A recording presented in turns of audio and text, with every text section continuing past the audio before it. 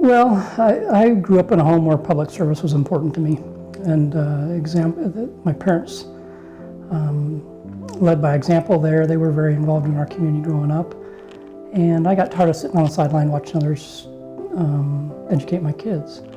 When our youngest son, Jack, was a second grader, I was invited by the PTO president to be the DCAC representative for Whitson Elementary.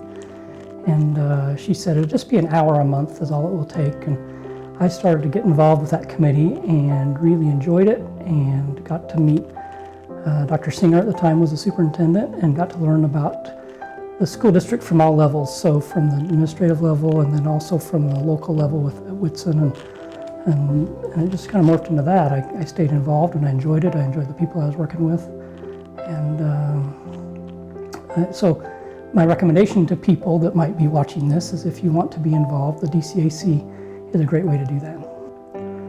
Well, the community supported a bond issue several years ago that touched every school building in the district, and so we made every building safer with FEMA shelters, shatterproof glass and entryways, things like that. And when we were able to consolidate some of the smaller schools and make a bigger school, and we could eliminate some of those transitions that happen and the decline in education when kids go from one building to another building. So that was important to me.